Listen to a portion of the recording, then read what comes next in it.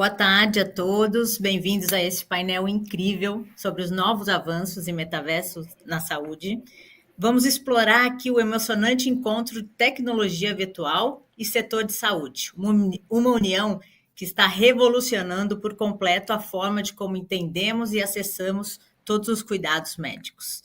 Para a primeira palestra, vou convidar o Dr. Luiz Romagnolo, que aqui nos acompanha, coloproctologista, coordenador do Departamento de Oncocirurgia Coloretal do Hospital de Amor, de Barretos, diretor de inovação do Hospital de Amor e também coordenador científico do IRCAD América Latina. Muito bem-vindo, Dr. Romagnolo. Oi, Fernanda. Oi, pessoal. Boa tarde a todos. Muito obrigado pelo convite, poder aqui discutir um pouquinho sobre metaverso, né? O que a gente está conversando, fazendo sobre isso. É um prazer poder falar isso. Queria dizer que é interessante a gente discutir. Eu já discuti algumas vezes algumas apresentações com a Gisele. A gente já falou algumas vezes aqui em Barretos aqui sobre inovação que a gente anda fazendo.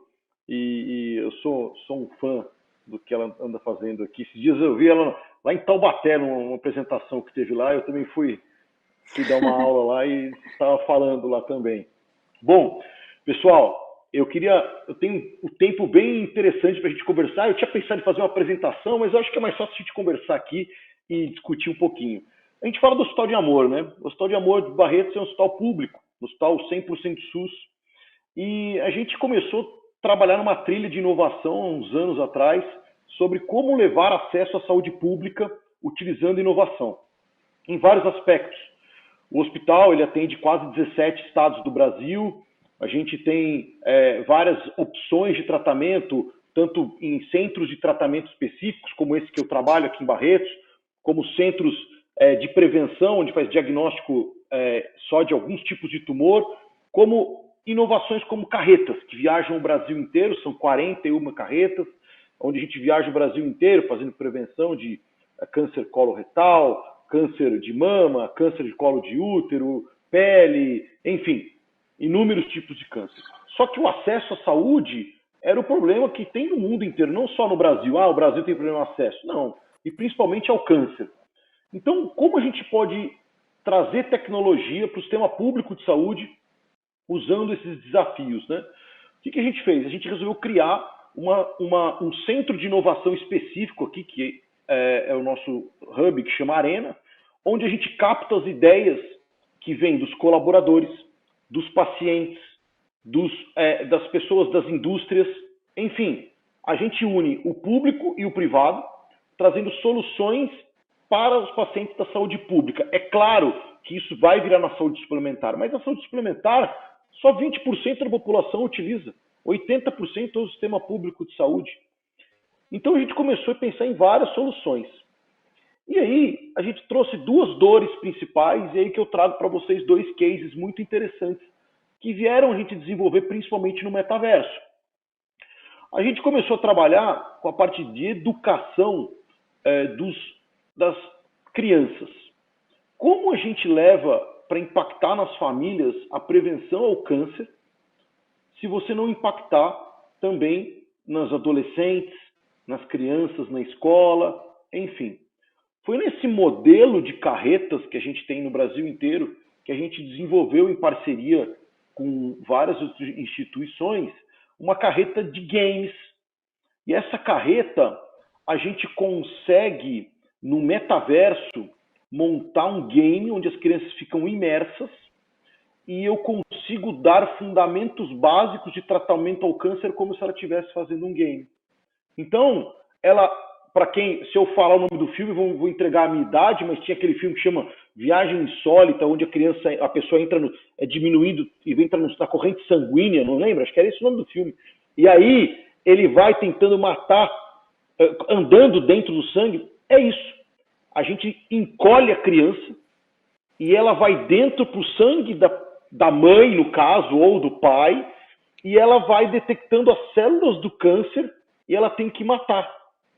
E ela consegue, nesse momento, através de dados que a gente passa sobre prevenção, sobre ideias, e ela atinge metas e pontuações. Ao final do game, ela ganha uma pulseira. onde ela é primeiro um soldado, depois ela vai para carreiras aumentando nos cargos dentro. Chega um momento em que ela fala, eu cheguei no meu máximo, eu posso subir mais? Você pode, desde que siga os passos da prevenção. Aí o que ela faz? Ela traz a mãe para fazer um exame preventivo e ela ganha um tempo a mais de jogo. E aí ela leva para a escola e fala para os amigos vão fazer o game e a gente multiplica a educação utilizando esse momento. E assim, quando eu falo para vocês que é uma carreta toda gamificada, ela é. Eu falo que é como se estivesse num grande parque de diversão. Ela fica imersa dentro de uma cabine, de uma cápsula, e ela usa um óculos onde ela se transforma e ela vive isso. Só para ter uma ideia, em números, em quase 2 anos, óbvio que não tem custo, que eu falo de falar esse valor, que é 354 vidas salvas. Tem valor uma vida? Não tem. Esse valor não dá para a gente contar. Agora multiplica que foram quase 600 mil pessoas, quando você começa a pensar, não ela diretamente, mas indiretamente, mãe, pai, tio, que é impactada com essas informações. Eu treino 10 pessoas que multiplicam para 100, isso utilizando o metaverso. Isso foi uma solução, educação para leigos, onde a gente traz a solução. E aí, complementando isso, a gente leva para dentro do hospital. E a gente juntou um cirurgião pediátrico com uma escola de games de Barretos e desenvolvemos um jogo no metaverso, que é o programa que chama Chamado do Herói, onde a criança que vai ser submetida a um processo de anestesia ou ela vai sofrer um tratamento quimioterápico, sabe quantas punções ela tem que fazer? Quanto ela tem que trabalhar dentro do hospital? E ela sofre, tem dor, tem esses problemas, tem todo o trauma. Então, dentro do metaverso, a gente criou um game onde a criança se transforma num super-herói. E a cada fase que ela passa, ela transforma num outro super-herói mais forte. Então, vou dar um exemplo claro. Ela está indo para a mesa de anestesia. E aí, ela precisa passar aquele álcool no braço para pegar a veia que o anestesista vai pegar. Ela não sabe que aquilo, ela está com óculos. E a enfermeira tem um dashboard, um tablet na mão dela, e ela comanda a ação. E ela olha dentro de uma nave espacial que ela está, e ela olha, tem o céu, tem tudo que tem ali, ela olha e ela recebe, como se fosse agora, você vai receber o poder do gelo. A hora que ela passa o álcool no braço, o braço fica gelado. E ela associa o poder do gelo ao procedimento. E ela acaba dissociando a ideia que está fazendo um tratamento. Dessa forma, ela vai fazer várias aplicações de quimioterapia, ela vai sofrer o processo da anestesia e ela volta sem ter traumas, sem ter dor, com uma quantidade já de emoções boas do que emoções ruins dentro de um hospital.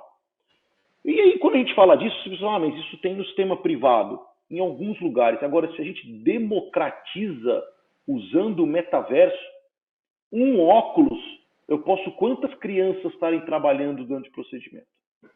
Quantos games eu posso aplicar referente a isso?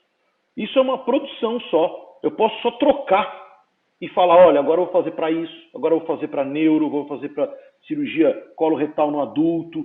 E esse projeto do Chamado do Herói, a gente ganhou vários prêmios já deles, e dentro deles, a gente agora terminamos a prova de conceito, já estamos dentro do hospital levando isso à aplicabilidade clínica dentro das crianças no tratamento no Hospital de Câncer Infantil. Então, acho assim, eu quis dar 2 demonstrações de cases num tempo bem curto, onde a gente trabalha com educação para leigos do metaverso e diminuição da dor dos pacientes utilizando o metaverso. Isso são uma das aplicabilidades que a gente pode utilizar no sistema e no sistema público de saúde. Acho que a gente pode abrir isso para várias. Eu tenho apps, enfim, programas de inovação. Isso é um conjunto de ideias. Então, essa é uma ideia que a gente passa nesse tempo que eu tinha para explicar um pouco. Eu posso falar mais disso, mas vou deixar o Alexandre falar, a Gisele falar um pouquinho do que eles estão fazendo aí, para a gente depois fazer várias perguntas e discutir sobre esse tema. Obrigado. Perfeito, doutor Romagnolo. Vamos seguir aqui com o painel e aí no final a gente discute todo mundo para onde estamos caminhando também, né? Então, como acabamos de ver, o metaverso já é uma realidade nas nossas vidas e abre muitas portas para novas possibilidades de tratamento, para treinamento médico, para pesquisa, enfim, tem muitos usos. Então, agora eu convido o doutor Alexandre Neto, médico, especialista em pediatria e neonatologia e cofundador e vice-presidente da Protecting Brains e Saving Futures, e que nos contará um pouquinho mais sobre essa união de inovação, medicina, que está moldando esse futuro aí tão promissor. Por favor, doutor Alexandre. Boa tarde, Fernanda. Obrigado pela introdução. É um prazer estar aqui com vocês. A Gisele, já conheço, assim como o Luiz, também o trabalho. Vamos ver um pouquinho mais do trabalho dela, é fantástico. Luiz, como pediatra que sou, ouvir isso é muito legal. Curar quando possível, né? Aliviar quando necessário e consolar sempre. Então, aliviar quando necessário. Então, essa é uma máxima muito legal. Parabéns pelo que vocês estão fazendo. Como a Fernanda falou, como eu falei aqui, sou pediatra neonatologista, eu estou com o broche, está espelhado aqui, do lado ao contrário. Novembro é o mês da prematuridade, a gente celebra a prematuridade, novembro roxo, a gente fala, porque a prematuridade, ainda dentro da mortalidade infantil, é a principal causa no Brasil e no mundo. 27% das crianças vão morrer por causa de prematuridade. E na neonatologia, a asfixia neonatal também é um problema gravíssimo. 23% das crianças vão morrer por isso. A gente celebra em setembro isso, Setembro Verde Esperança, e somando essas duas doenças, 50% da mortalidade infantil são por causa dessas duas únicas doenças. Dado essa problemática, eu aproveitei o gancho aqui, mas essa problemática é que surgiu o que a gente faz, que é a Protecting Brains Saving Futures, hoje é uma empresa desde 2016, que usa tecnologia e inovação para tentar reduzir mortalidade e principalmente morbidade nessas crianças. Então, mais do que mortalidade, também morbidade, sequelas nessas crianças. Tá? E qual que é o racional? Então, a gente usa tecnologia e inovação. A princípio, eu vou falar o que a gente faz até hoje, até a gente chegar no metaverso. Na verdade, a gente usa aí realidade mista. A gente faz o conceito de UTI neonatal neurológica digital. Como bom pediatra, a gente deu um apelido UTI Neon. Então, a gente coloca hoje já em 45 hospitais pelo Brasil, já foram mais de 9 mil crianças atendidas dentro desse conceito de UTI Neon. A gente leva esse conceito que é? Na verdade, telemedicina, telesaúde, vamos chamar assim, com 4 grandes pilares. Né? O primeiro pilar é educação continuada. Então, a gente implementa o conceito no hospital, faz as aulas iniciais de como lidar com as novas metodologias que está levando, e à distância a gente vai fazendo treinamentos contínuos. Então, a gente sempre se preocupa quem é o usuário da solução, e aqui a solução também, quando a gente falar de metaverso, a gente tem essa preocupação de treinamento de quem vai usar a solução, no meu caso, por telemedicina. A gente tem monitoramento multimodal, a gente monitoriza numa central, hoje eu estou aqui em São Paulo, na 9 de julho, tem uma central que monitoriza esses 45 hospitais. Eu monitorizo frequência cardíaca, saturação, pressão, temperatura e eletroencefalograma contínuo e espectroscopia infravermelho. Eu faço também a saúde cerebral desses recém-nascidos. Tá? O grande lance aí nos recém-nascidos, 80% das vezes que eles vão ter crises convulsivas, e o período no Natal é a época que você tem mais crises convulsivas, eles são completamente assintomáticos, eles não têm clínica nenhuma, então se eu não estiver acompanhando, ele vai ter seizure burden, ele vai ter um período grande de crises convulsivas que levam à lesão cerebral, e se eu não tiver alguém que está acompanhando essa criança com eletroencefalografia, ela não vai fazer o diagnóstico, porque 80% são completamente assintomáticos. Posso ter o melhor médico, o melhor enfermeiro a liberar leito, que eles não vão reconhecer. Então eu tenho uma equipe fazendo telediagnóstico contínuo. O outro braço desse conceito é a teleconsulta. Eu tenho uma equipe 24/7 que, além de fazer o diagnóstico, ele está ali disponível para conversar com a equipe beira-leito, para discutir protocolo, para discutir a tomada de decisão, para discutir se eu faço ou não faço o medicamento, frente a essa crise convulsiva, aumento ou não aumento, enfim. Eu tenho um suporte para a equipe beira-leito contínuo. E, por fim, o quarto pilar, vamos chamar assim, o quarto elemento do conceito de UTI neonatal neurológica digital, ou UTI Neon, é a tecnologia. E aqui eu abro duas tecnologias. Até esse ano a gente usava, principalmente, a gente usa inteligência artificial para detecção automática de crises. Então, cada vez a gente desenvolvendo algoritmos para detectar as crises automaticamente. Por enquanto, ele apita para a minha equipe, ainda tem muito falso negativo, falso positivo, principalmente falso positivos nas manipulações. E um algoritmo, eu faço um algoritmo de gravidade. Na verdade, eu tenho um algoritmo que eu pego todos esses dados e consigo colocar prognosticador. Aquela criança que está verde, ela está indo bem, amarelo e vermelho, de novo, apito para minha equipe entra em contato com a equipe Beraleito. Então, esse é o conceito do que a gente faz, PBCF, Protecting Brain Save Futures, e esse ano nós estamos lançando, a Gisele esteve conosco no lançamento dessa tecnologia nova, que na verdade vai ser implementada agora. A partir de novembro, a gente começa uma prova de conceito em 2 hospitais, na Santa Casa de São Paulo e no Hospital Geral de Itapevi. A gente começa a fazer o uso a gente chamou de neolens, na verdade de holografia. Então a gente faz realidade mista, tanto a realidade virtual quanto realidade mesmo. Então o óculos, tem um óculos novo que eu consigo ver as duas coisas, eu consigo projetar hologramas e, ao mesmo tempo, uma câmera na testa, eu consigo ver a criança ao mesmo tempo.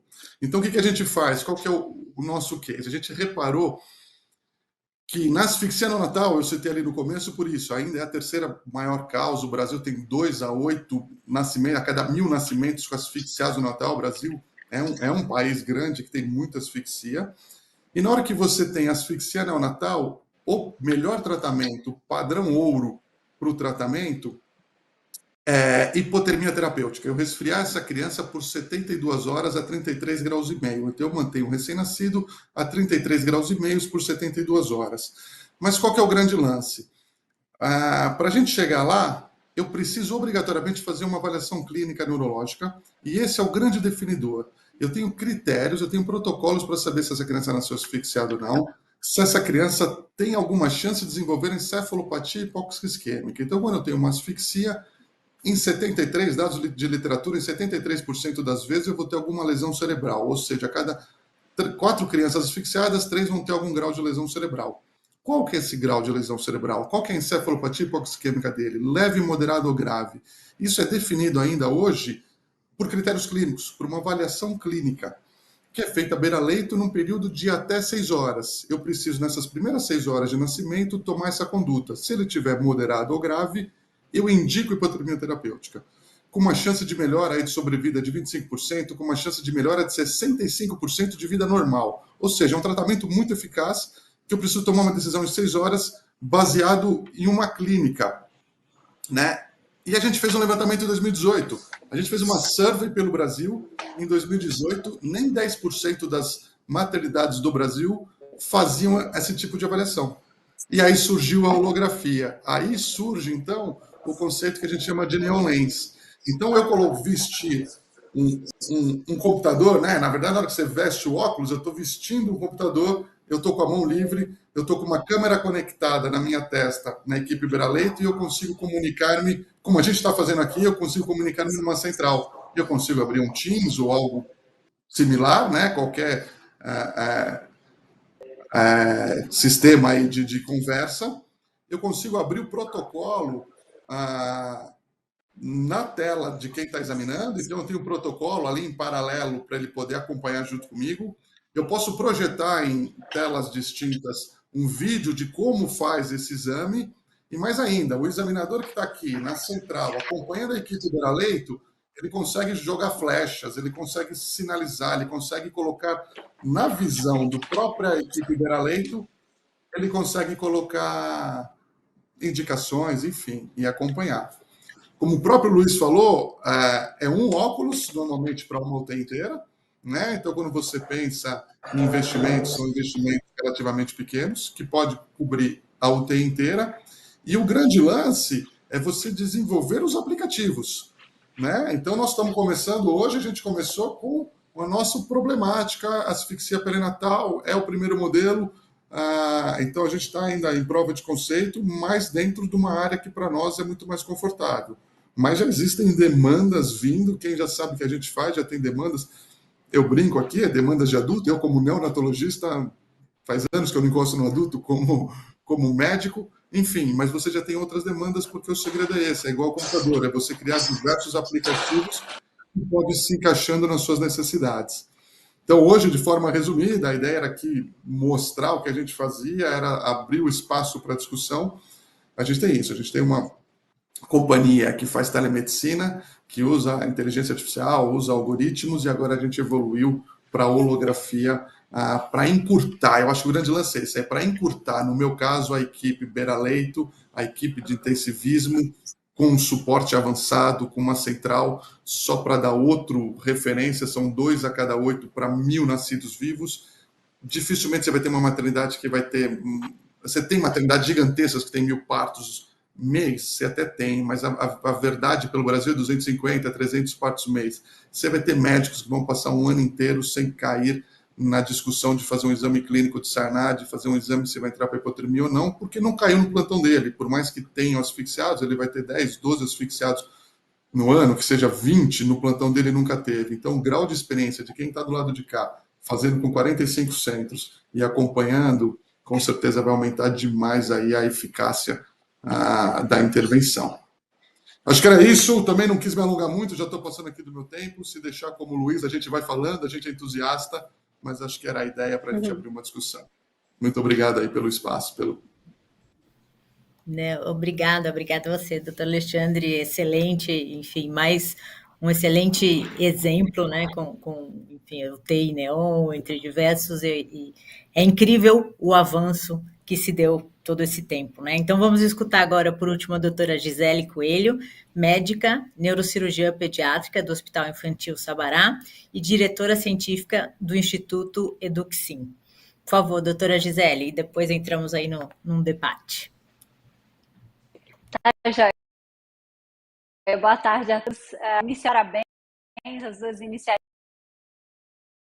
Luiz e André, e me surpreendo a cada passo, porque vocês estão avançando, e é espetacular ver resultados como que vocês estão tendo. Luiz, sensacional a ideia da carreta. Eu acho que assim, prevenção é um passo importantíssimo e muitas vezes é esquecido, né, na cadeia. A gente se preocupa com o trato, a gente se preocupa esse acesso. Então, acredito que possa mudar as realidades moleculares e essa inserção no metaverso, que faz parte da nova geração. E é isso, a nova geração buscar, né, as gerações anteriores para o universo, que é um futuro mais presente. Para falar um pouco... Doutora Gisele, se quiser tirar a imagem... Startup, então, simulando... Doutora Gisele, se quiser tirar a câmera para melhorar um pouquinho a internet, não tem problema. Está cortando um pouquinho a sua voz.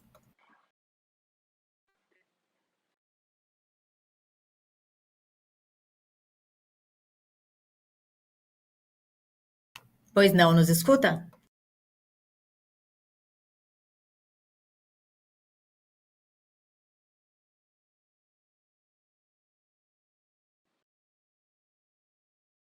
Oi?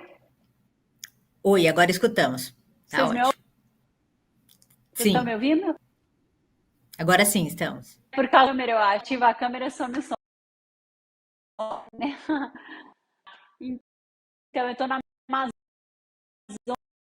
Amazônia, na verdade, estou num tirão aqui. E tem essa conexão, não é muito boa, mas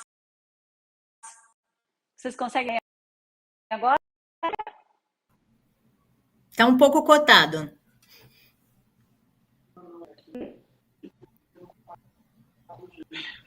Não, tá.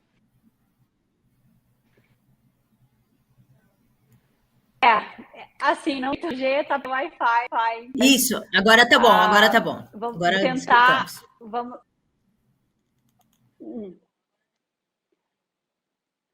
Certo. A Eduxim é uma que o nome diz educar simulando, né? Case and Simulation. Então, o nosso propósito é desenvolver simuladores físicos ou virtuais, para que a gente possa treinar médicos, treinar aviões, né, antes de realizar o programa no paciente real.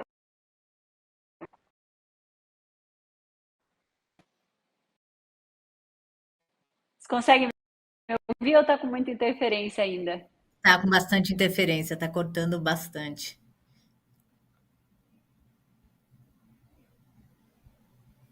Você- Então, você tentar colocar aqui, mas um dia. Eu acho que enquanto a senhora se ajeita aí, eu vou continuando com o doutor Alexandre e o doutor Luiz, para a gente iniciar aí um pouquinho do debate. Tenho algumas perguntas, enfim, das perguntas que eu havia pensado, 8 das 10 já foram respondidas aí nas palestras, no que vocês falaram, mas eu tenho uma que, e se alguém da audiência quiser enviar no chat, enfim, fiquem à vontade também. A minha primeira é: quais são os desafios mais significativos quando se implementa o metaverso na área da saúde? Os casos que vocês trouxeram são completamente de sucessos, né? Então, como foi feito para superar estes desafios?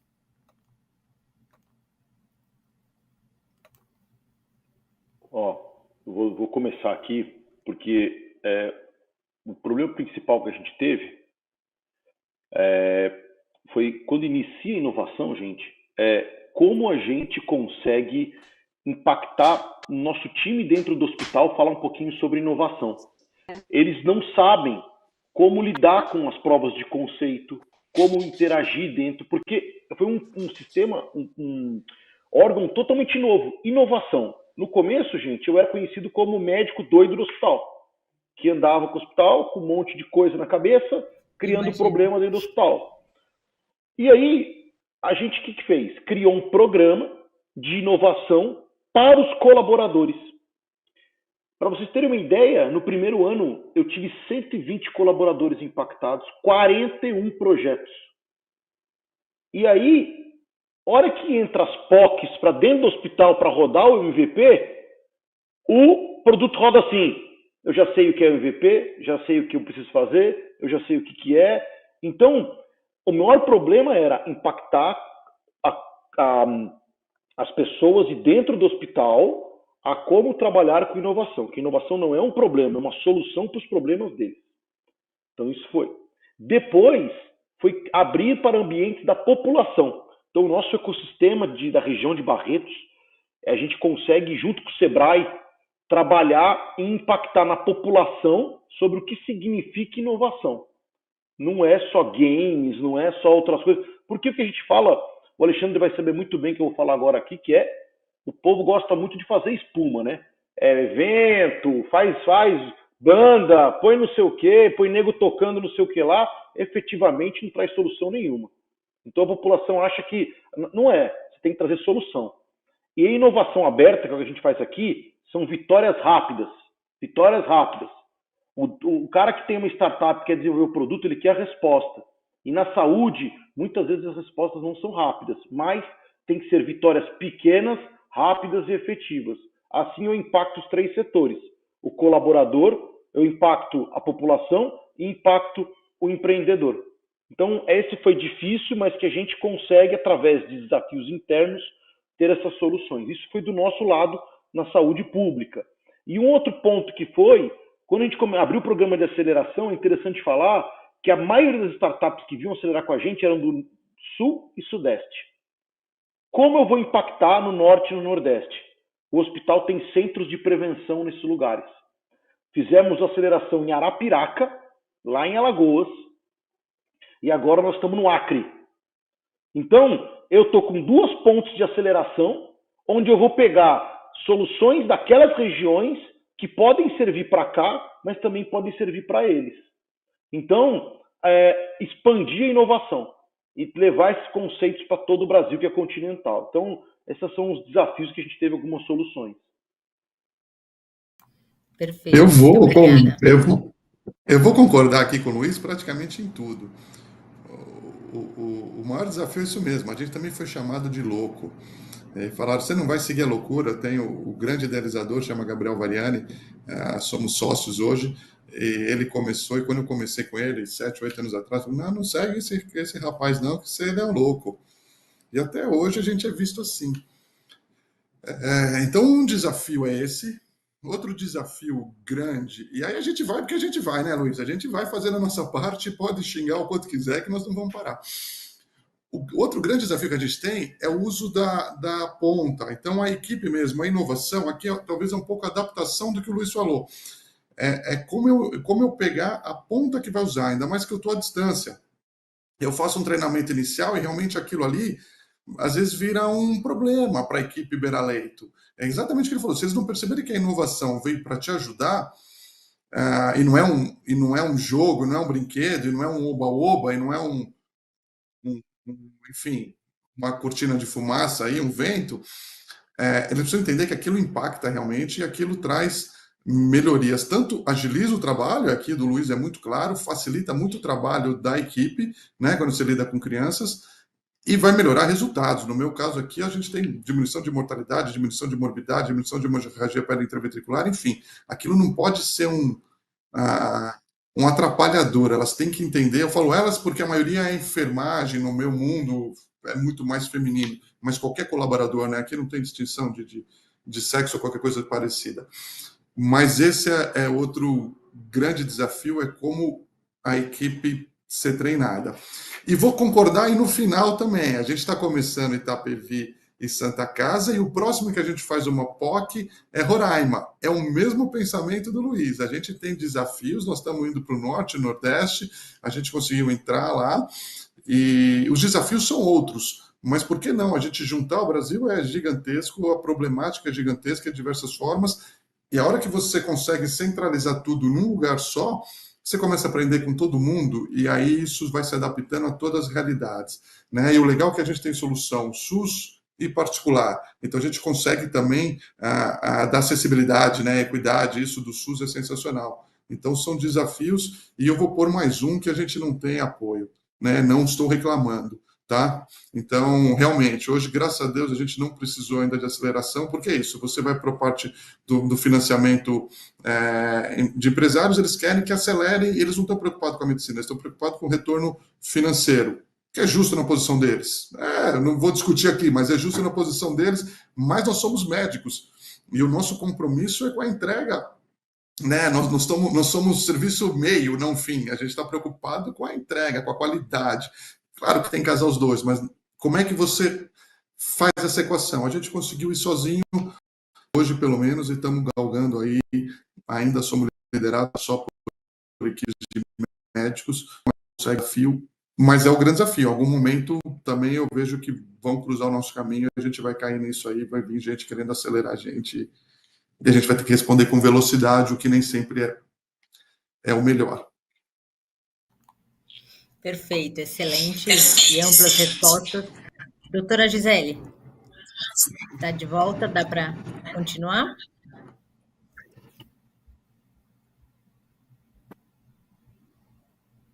Eu acho que não está funcionando mesmo a internet. Então, eu vou para a minha outra pergunta, para os dois também.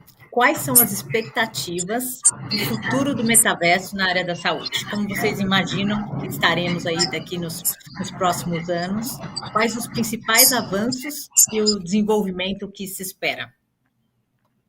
Posso cortar um pouquinho antes aqui, Luiz, você?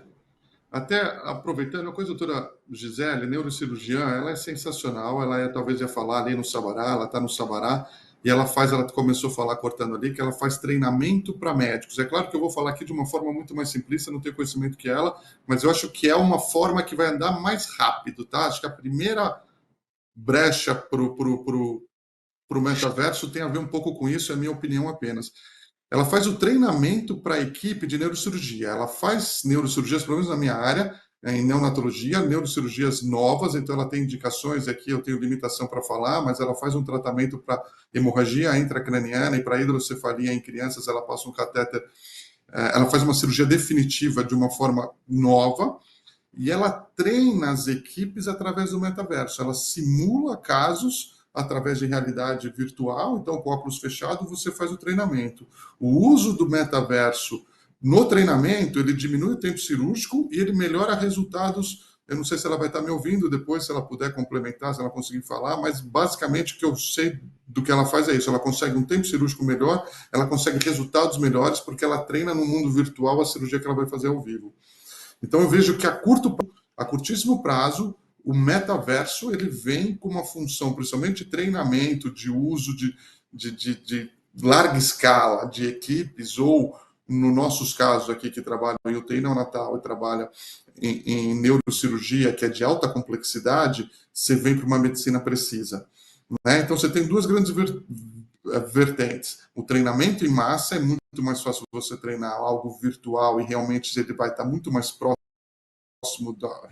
E a precisão no seu tratamento, o diagnóstico, né? Todo mundo fala meio que um jargão, nós estamos passando na medicina, era a medicina baseada em experiência, depois a medicina baseada em evidências, e agora vai ser a medicina de precisão, individualizado, o que aquela pessoa quer, mas você vai ter muito mais recurso diagnóstico, é o que a gente faz, a gente consegue um diagnóstico mais preciso, um tratamento mais eficaz. Desculpa ter te cortado antes, Luiz, mas fique à vontade aí. Não, é isso mesmo. Eu tenho só um... Fala, Fernanda. Não, eu ia comentar, só que é justamente a minha área aqui da Johnson & Johnson, na parte de educação médica, onde a gente tem diversos módulos de realidade virtual para ortopedia, para cirurgia geral. Então, no caso, o que a gente vê de avanço é muito grande. Doutor Luiz. Não, eu acho assim, Fernanda, eu ia comentar isso aí, né? Vocês têm uma experiência com os projetos de vocês aí, o Fabrício encabeça essas coisas aí toda. Mas assim, Gisele voltou. Depois eu termino. Gisele, voltou. Aproveitar ela lá. Gente, desculpa, é um desafio. Mas eu acho que a gente... Não, está excelente agora, obrigada. Imagina, a gente desligou, vamos ver se vem o Wi-Fi. Conectamos tudo. Então, faz modelos de simulação físicos e virtuais, e a gente está desenvolvendo com realidade mista. Um foi capturado, então o professor que fez a técnica neuroendoscópica, os movimentos dele foram capturados, a gente criou um avatar dele, um avatar com inteligência artificial e machine learning. E nós vamos treinar os residentes já da região amazônica essa semana com essa nova tecnologia.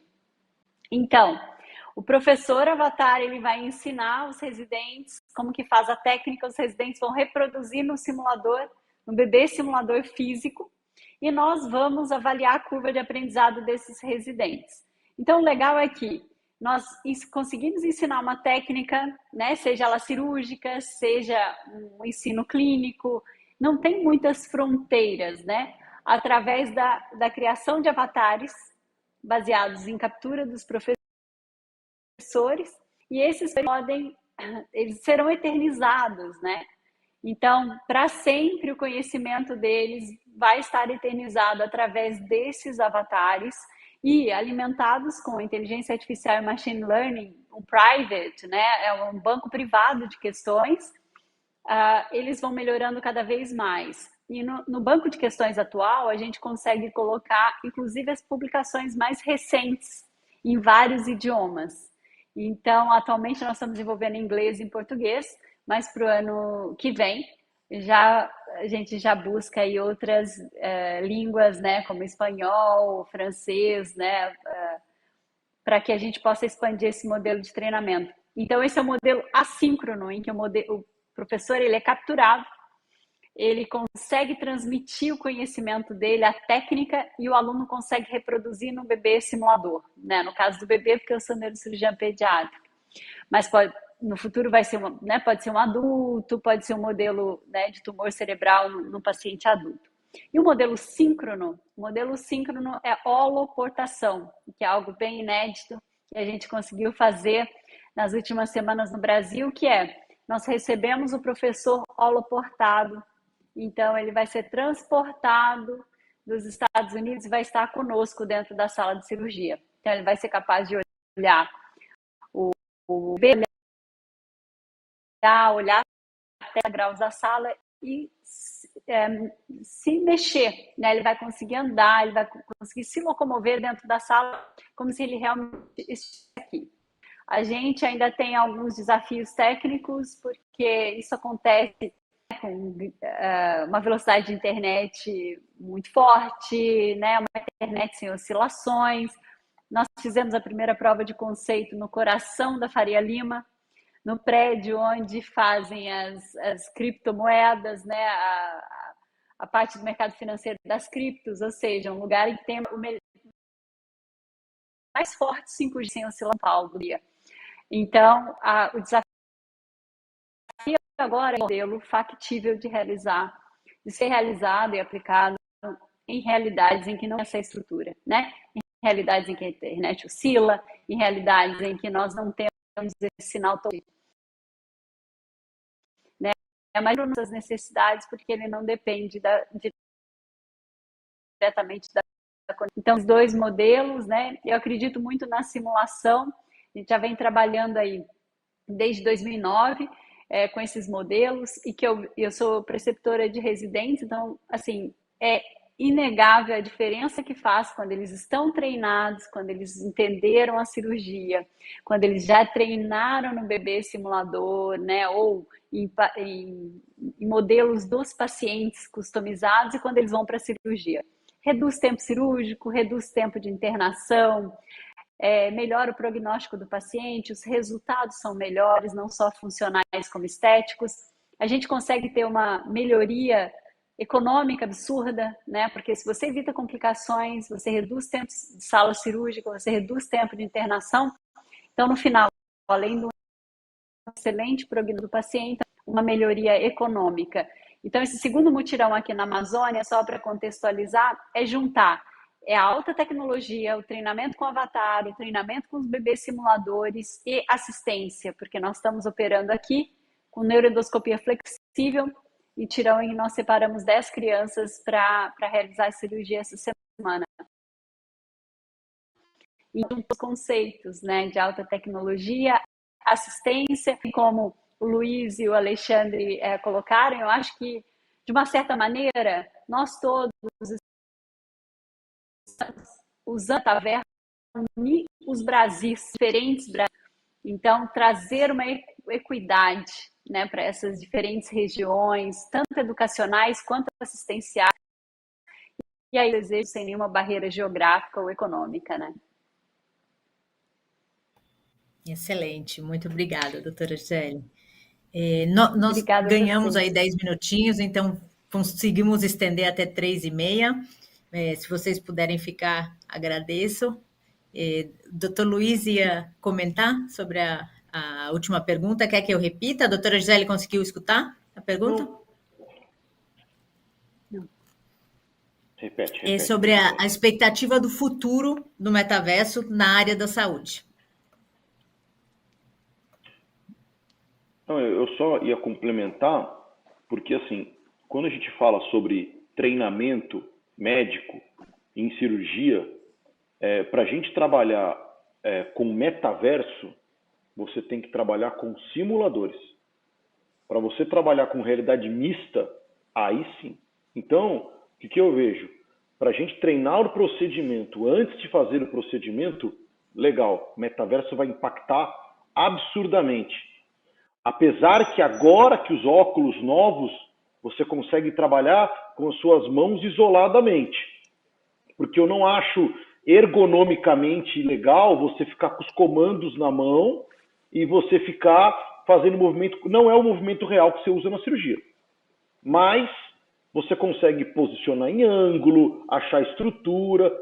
Então, o metaverso para educação referente a isso, top. É o que vai acontecer. Agora, quando a gente vai falar sobre cirurgias reais, realidade mista, onde eu vou trabalhar com hologramas, onde eu vou trabalhar com avatares que vão estar do meu lado, e também cirurgia digital. através dos dados anteriores do que a gente tem dos pacientes, da análise de dados, o próprio computador vai te deixar confortável a não realizar aquele procedimento, porque o seu procedimento está fora dos padrões de acordo com a inteligência artificial que foi analisado antes. Então, nós vamos trabalhar como se fosse voos de avião. Muito do que acontece dentro da cabine é uma telemetria que impede erros humanos através de análise de dados. E já saiu estudos mostrando que o ser humano aceita muito mais um comando de um computador do que um comando de outro humano, porque existem os fatores emocionais associados. Então, eu acredito que quando a gente fala sobre treinamento, nós devemos mesmo investir, como a Gisele faz, nesses tipos de treinamento, porque eu vou fazer um cálculo rápido. São mais ou menos 350 residências de cirurgia geral no Brasil. Vamos fazer uma média de 10 médicos por ano de residência. São 3 anos. Quantos residentes estão formados no Brasil e quantos vão ter treinamento adequado para técnicas novas ou minimamente invasivas? Não existe uma Gisele, não existe um Alexandre, não existe um Luiz para todo mundo. A gente vai ter que dividir. Como a gente faz isso? Programas de treinamento no metaverso e uso de inteligência artificial e holograma. Ou a indústria investe, ou a gente investe nisso, está fora do mercado se não fizer isso. Nós vamos ter que voltar para o tempo das cavernas. É isso. Total de acordo.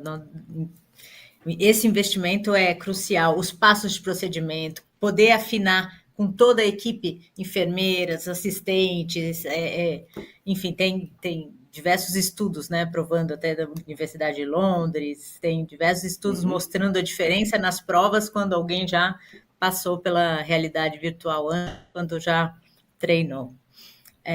Excelente, alguém tem mais algum ponto para colocar? Então, gostaria de agradecer imensamente a participação de todos vocês, muito rica discussão, a exposição e a visão de vocês. Muito obrigada e boa tarde a todos. Muito boa tarde, nós que obrigada a agradecemos. Desculpe o inconveniente aí com a internet. Imagina, é isso.